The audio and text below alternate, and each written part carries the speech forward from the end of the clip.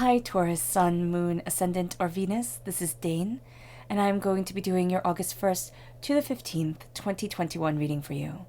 Now I ask if this reading resonates with you, don't forget to like, comment, and subscribe. If you're interested in any of the cards that I'm using, they will be listed and linked in the description box below. Now before we begin this reading, let us clear the energy space, raising our own energy vibration and releasing any negativity.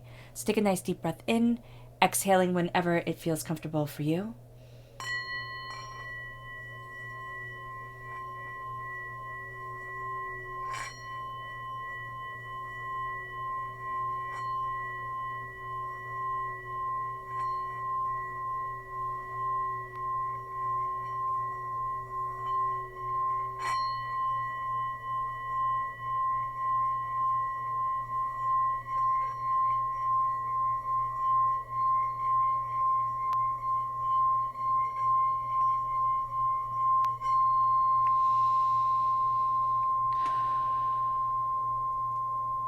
Releasing all negativity from the body like storm clouds. Letting yourself feel calm, centered, and at peace as we enter into this safe and loving space. Let's let the bowls sing as we see what the tarot has to say.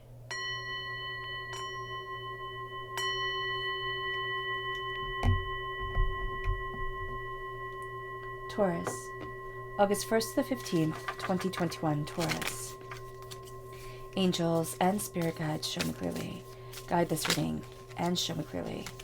These two right here. Taurus, August 1st to the 15th, 2021, Taurus. Angels and spirit guides, show me clearly. Guide this reading and show me clearly.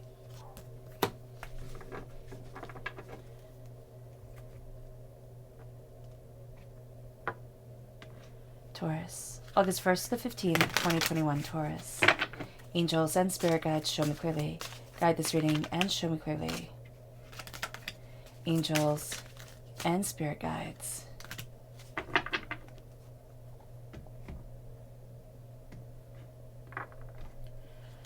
Taurus, August 1st to the 15th, 2021, Taurus. Angels and spirit guides, show me clearly. Guide this reading and show me clearly. At the bottom is our rooted self. The left-hand side is our inner self. The middle, our heart, our emotional self. The right-hand side, the public arena, the public self. So let's see what the cards have to say. I love it. We have the world and the sun. So there's going to be new openings, new beginnings that really do just kind of brighten our life and brighten our day. And there's a way to move forward that is, it's going to be like, finally, this is what I've been waiting for. Like, this is what I've worked so hard to be able to bring forward and call forward into my life. It brings us then to our hearts, to our inner self, which we have the Hangman. We don't see things the same way as everybody else. The King of Pentacles, which is us. We're Earth sign energy represented by the Pentacles in the Minor Arcana, by the Hierophant in the Major Arcana.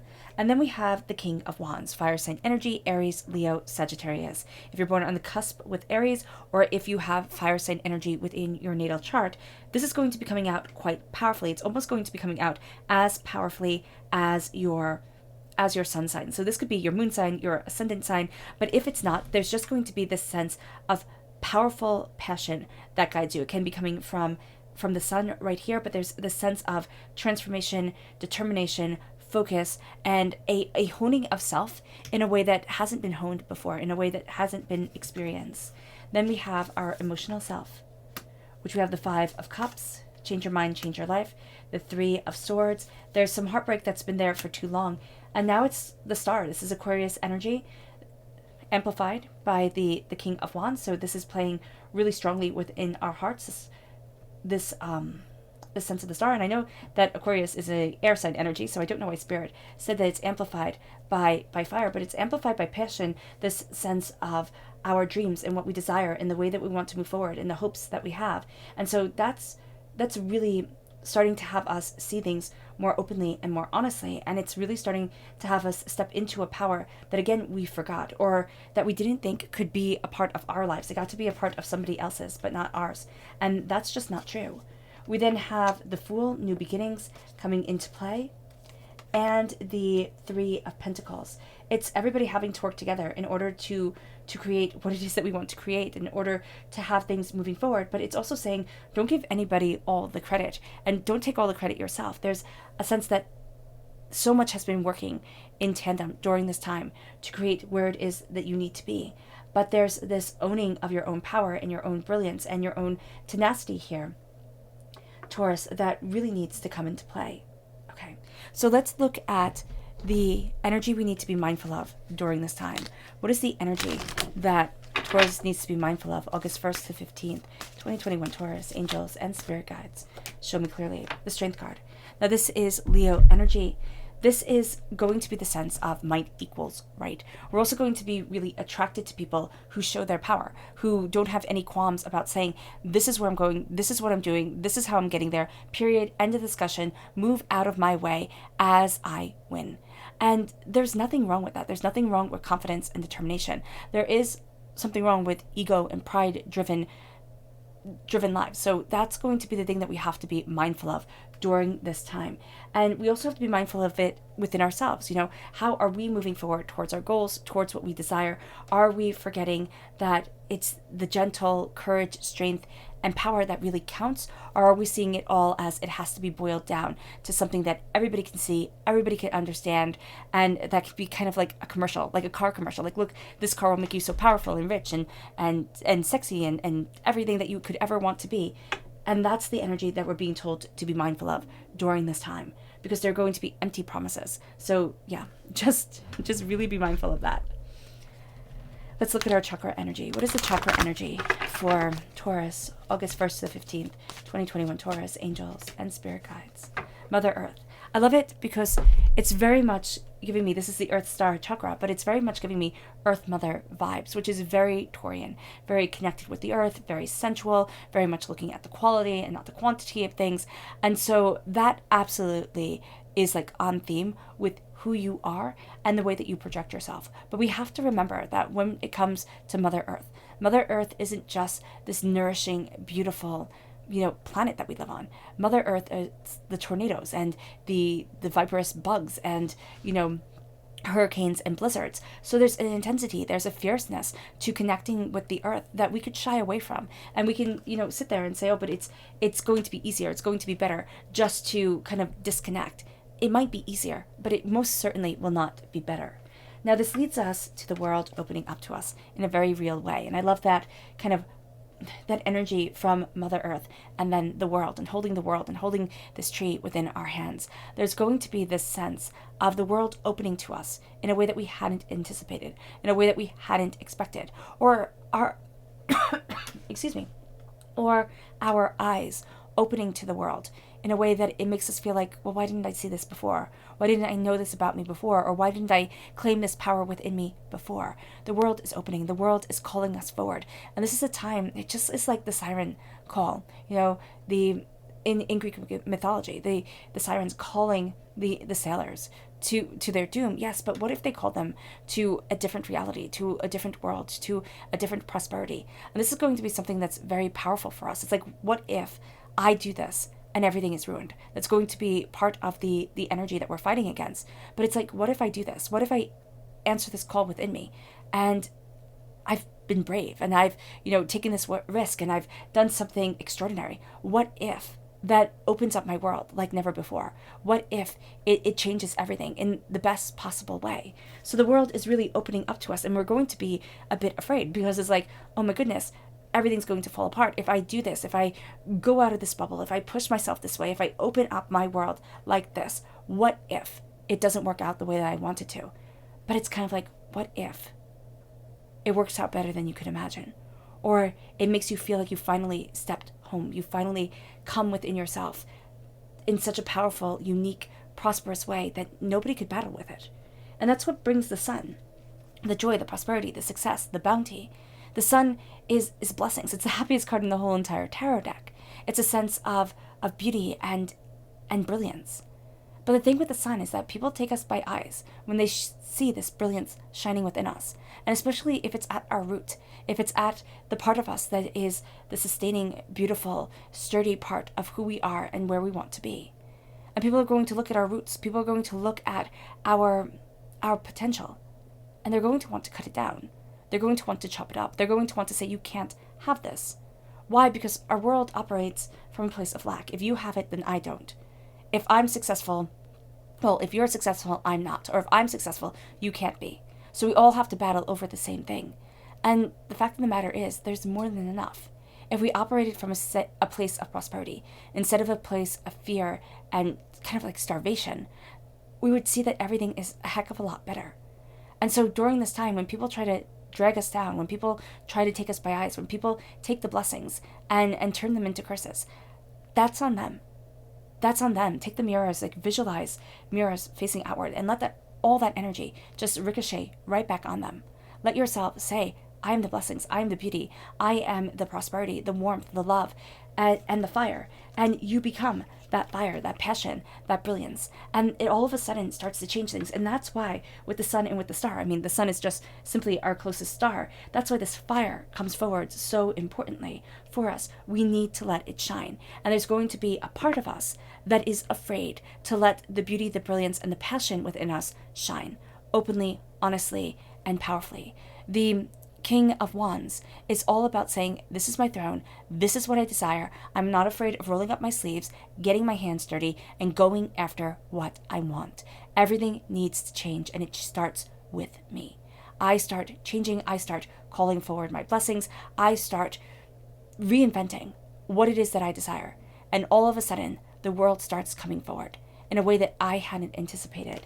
There's a lot of sacred masculine energy here that needs to be tapped into. There's a lot of, I am the warrior, I am the hunter, I am the person who's going after and who is calling this forward. I am the actor upon the stage. People are seeing me, and people are noticing my talent, but they can also be criticizing because they're taking note. And whenever somebody takes note, they will praise and they will criticize. So do be mindful of this during this time. It's inwardly. We're not also seeing things the same way as everybody else, so that can make us feel a bit sensitive. Our hearts are going to be a bit more sensitive. We're changing the way that we're looking at things. We're changing the way that we define ourselves. We're letting the light shine forward, and it can be a time where it feels awkward. You know, it feels awkward and gangly and makes us kind of think of being awkward teenagers, kind of trying to find the way that our bodies fit, you know, and our souls fit within our bodies and the way that we want to move forward. And this is a time where we have to acknowledge that awkwardness and say, but there's something beautiful within that. There's something beautiful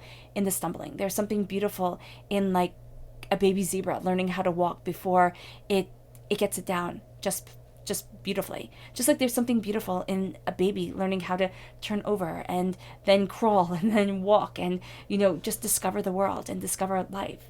And that's going to be very much a part of us. We need to let that fire show. We need to let our brilliance show. It moves us to the King of Pentacles, which is prosperity and success and bounty and everything that is powerful and everything that is right about us. And we might be thinking, there's nothing powerful and right about me.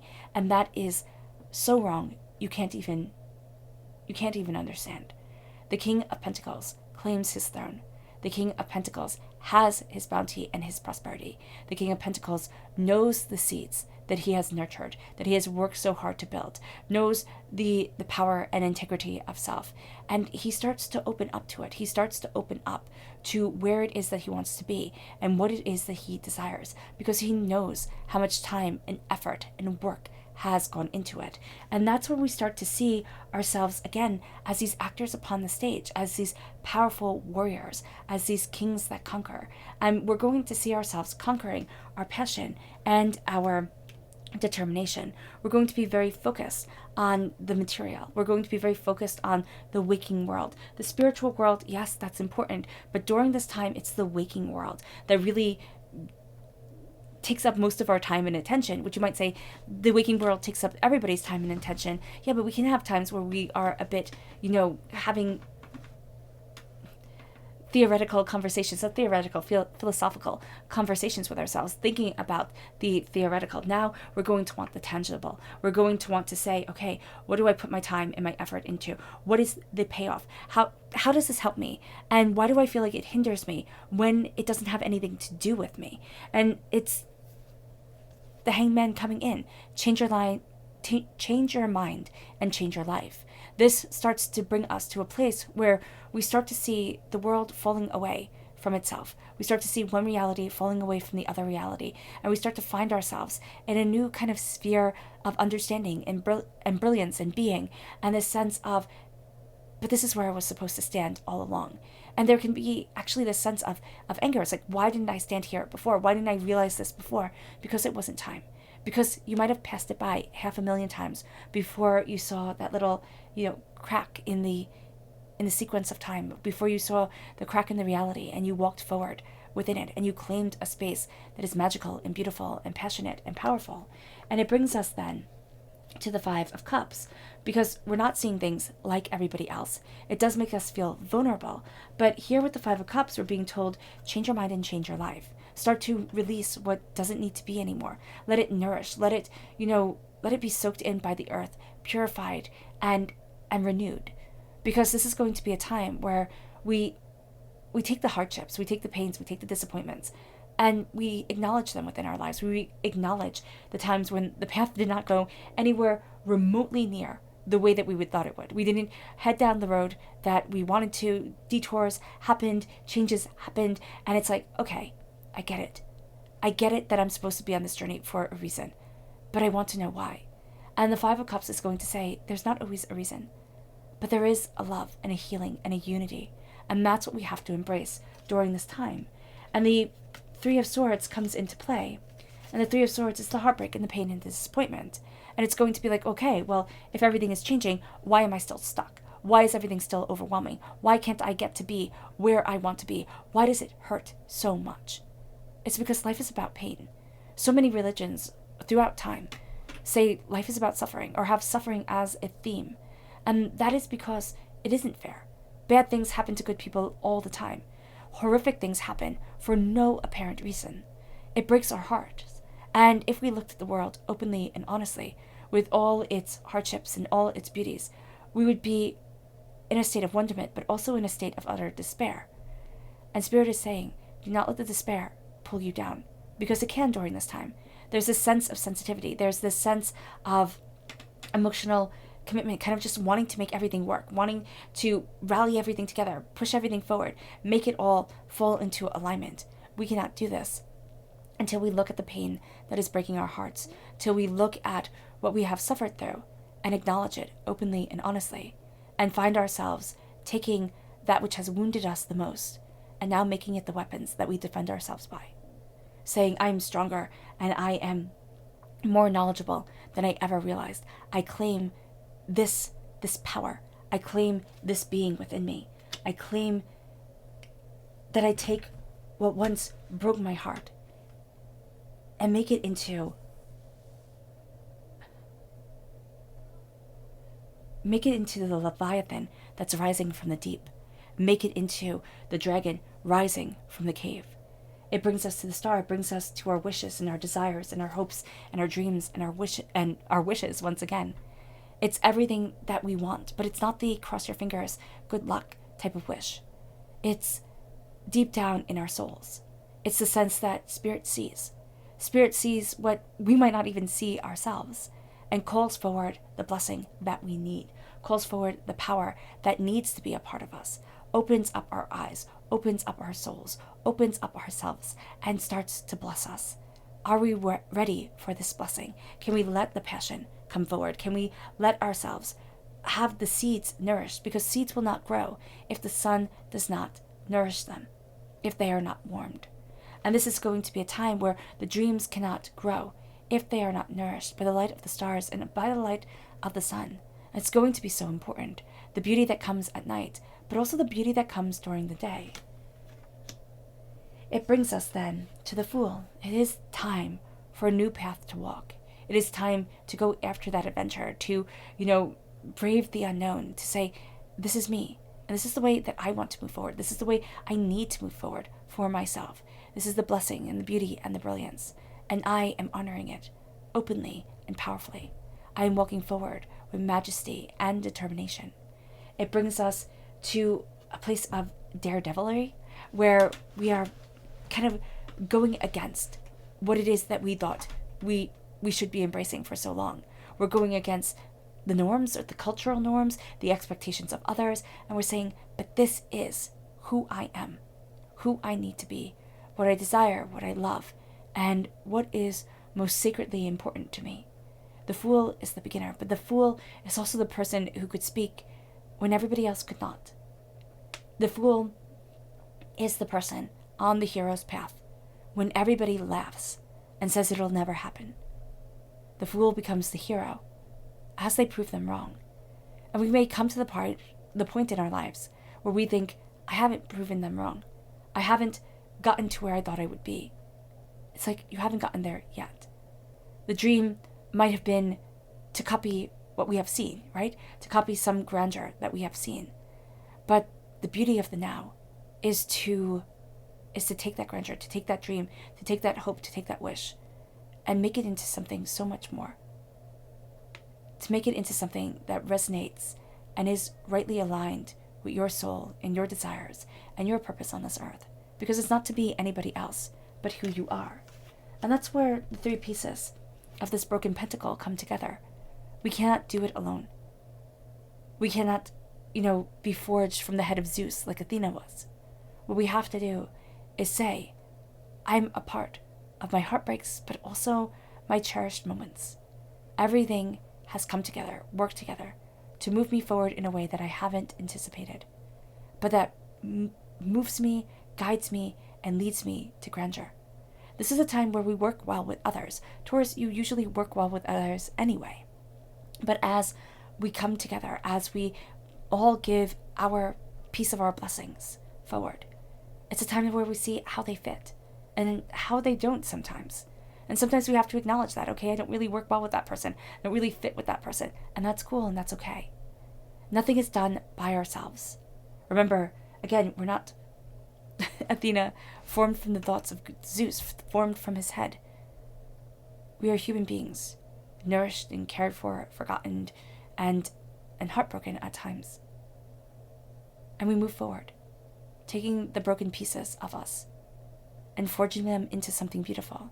There is a poem, Happiness, and I forget who it is by, but it says, happiness is like a crystal, fair, exquisite, and clear, broken in a million pieces, shattered, scattered far and near.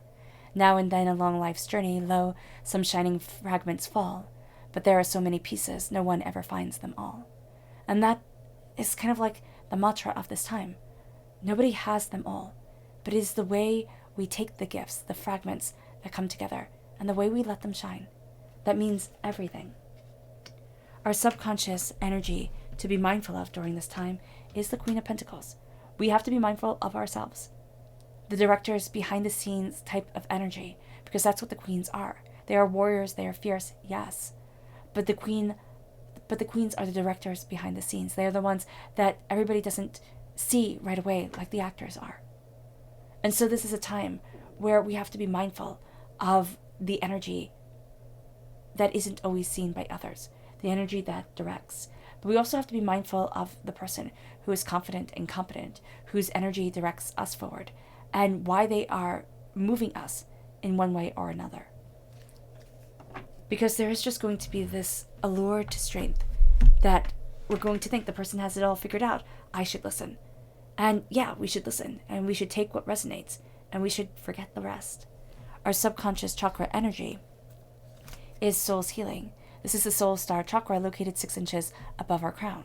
There's healing energy just raining down on us, aligning with us, calling us forward, guiding us, cleansing us. Embrace it. The subconscious rooted energy is the Fool once again. Now we have the Fool twice. We know that we are on this journey, that we are following the rabbit down the rabbit hole, and what will come will stretch our minds and imaginations, and that's okay. What we're going to need to do is be brave enough to follow, be brave enough to jump, be brave enough to look at things outside of the box. It's not saying run away and join the circus. What it is saying is look at the dreams that we have locked away. Look at the passions that we have, that we desire. Let them come forward. Let them come forward and let them take root within our waking world again. Our subconscious inner self is the High Priestess. A veil is being lifted from our eyes. It is showing us power that complements us profoundly. Because the High Priestess, in some forms of the tarot, in some early forms of the tarot, was called the female pope. Now, whether you believe in Pope Joan or not, whether it's a myth or a reality, it does not matter. What matters is that the Hierophant is the pope, and you are represented by the Hierophant in the major arcana. And so the complementary energy, the female energy, comes forward. There's going to be a balance of the masculine and feminine aspects of yourself, a harmonizing truth, a passionate understanding. There's also going to be a way that we're seeing the world that takes away illusions or delusions and starts to move us forward more in our reality. We see people in ways that maybe they don't want us to see. The mask starts to shatter.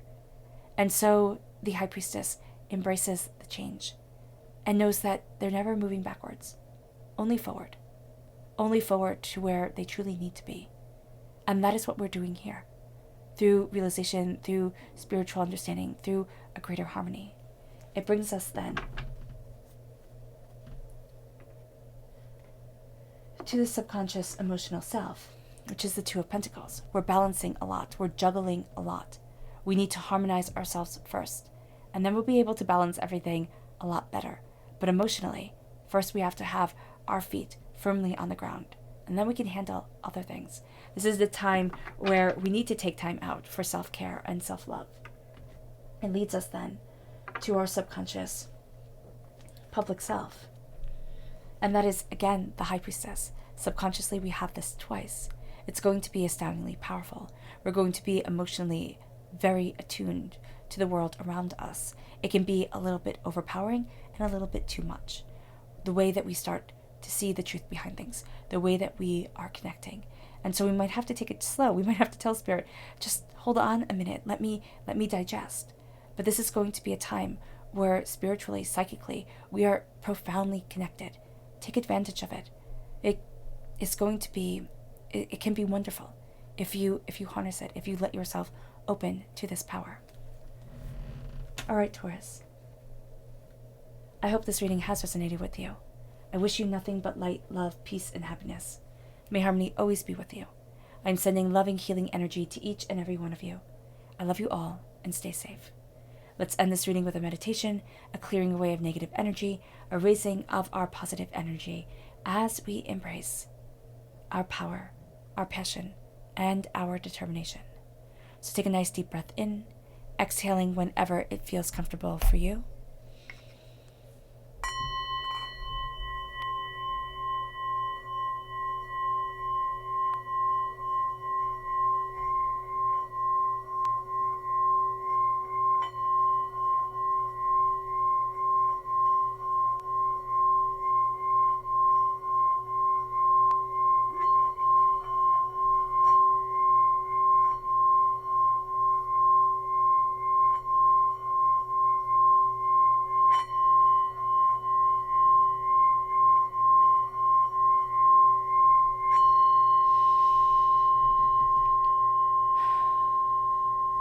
May you move forward in peace and in harmony, Taurus.